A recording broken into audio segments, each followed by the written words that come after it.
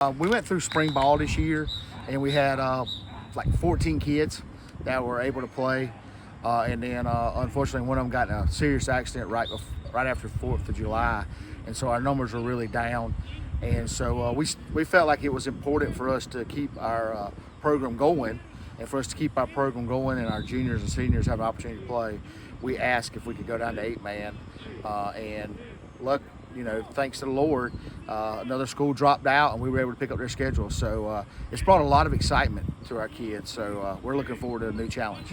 8-man is still football. It's still football. It's still played the same way. Just the field's not quite as wide, and you have 8 instead of 11 on the field. And for us, it's going to be a little bit more travel time, but at the same time, we feel like we'll be able to compete better. And so at this time in our program, we feel like that's more important than the level that we're at. So I think the biggest challenge for us is we just found out 2 weeks ago we were going 8-man.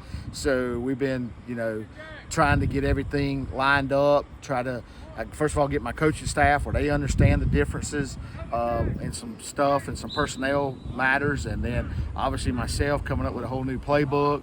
And then, obviously taking our kids and getting them where they're in tune with it. And they've done really well. We started our camp last Thursday morning at 12 a.m. or our Midnight Madness. And so we were able to obviously get in some of the plays and trying to work through them. And we'll continue to add. And hopefully we'll have a scrimmage here in the next couple of weeks, or next week or so. We hope to get a scrimmage with the local team. I say local, about an hour and a half away, for like a little practice, so we can get some one-on-one type experience in. And then we're going to go down to Jefferson Davis and play in a jamboree before week 0. So try to get our feet wet, but we're jumping all in. We're both feet in right now. I got a good group of seniors and juniors. Most of them's been with me since 6th, 7th grade middle school football, so they understand the expectations here. But we'll be leaning heavy on our seniors. We got Lucas Fields. They'll be playing some running back. He's a utility player. He can play anywhere we want. He'll be playing a running back, and on the defensive side, probably some linebackers.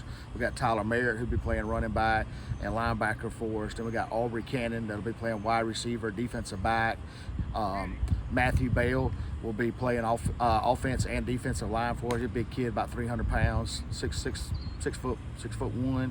So he'll be obviously a big threat in there at nose guard. And then we have Daniel Davis, who will be playing wide receiver and DB for us. So those 5 kids have been with our program for as long as they've been here at the school.